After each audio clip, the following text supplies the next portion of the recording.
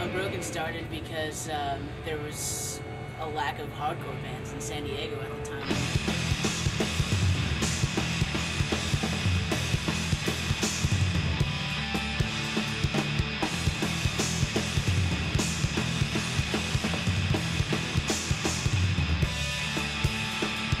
I remember the name coming about kind of was because, like, you know, Gorilla Biscuits and Youth of Today and all those bands like weren't straight edge anymore, and how we're gonna be straight edge, and so we're Unbroken because we're still straight edge because we went through that era of hardcore. You know you bred me some other time, some other place, but the words never hit. Like this hard, now you're looking at me. Some kind of new life, well this new life is not as new as you wish. I wanted to put out a 7-inch. That was my dream. Like, I just want to put out a 7-inch. I love records so much, and just to like be like basically immortalized on a piece of wax, like it just means the world to me. Airing it out again, here I am, cleaning up myself again. When it was all done, I felt more than happy, you know, about what was done and what was accomplished by us, and all the things we got to do, the people we met, the records we put out, the places we saw.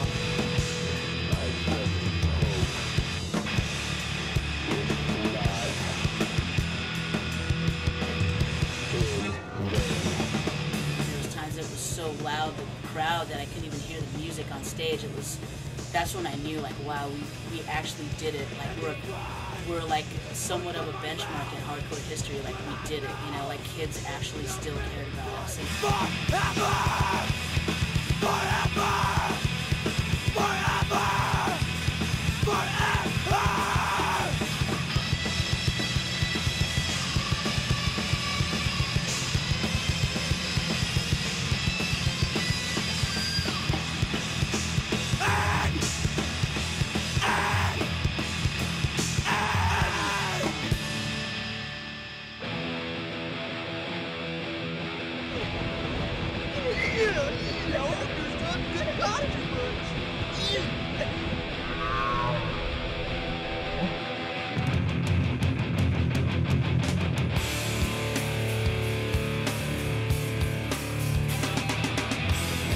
I'm Brian, by the way. Are you gay? What?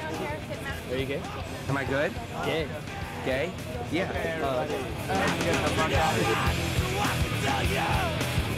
Okay, I only did it for like 6 or 7 months, and I made like $10 each night. But it was really cool, man. It was a learning experience, you know. I learned a lot about my body, you know, and how my butt can kind of hurt after a while.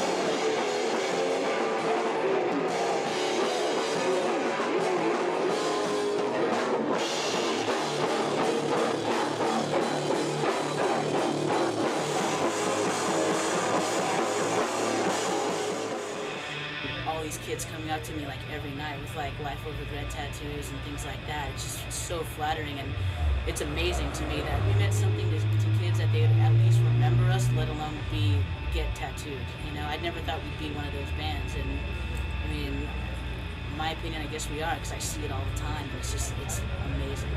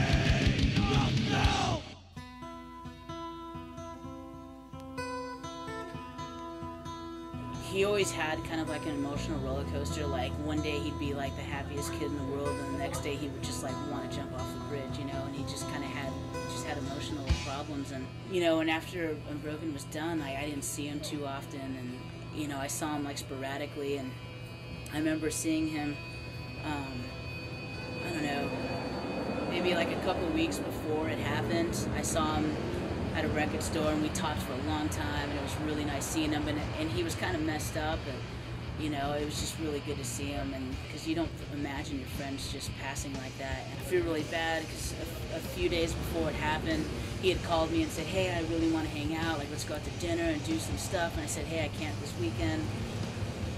And I was at home, and a friend of mine called and said, hey, I think Eric's dead, and I said, shut up, you know, and I didn't believe it at all.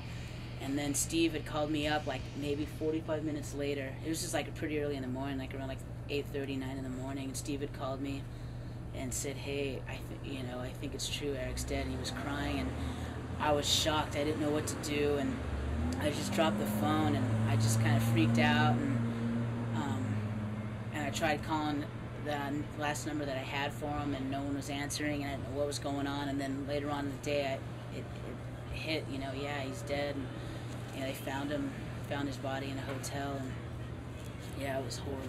Just knowing that, like, someone that you went through so much with in a band, like sitting in a van, like talking and like writing lyrics with, and like writing music and playing shows and all these things with someone for so long, and now they're gone, and you're never going to see them again. They're never going to, and I don't know, a piece of me died, like really bad. And I think about it at least like once or twice a week. It just hits me like I wish Eric was around. Like, I'd love to do a band with Eric right now. Like, he was so talented. He was so talented. Like, I mean, he could write some good lyrics if he wanted to.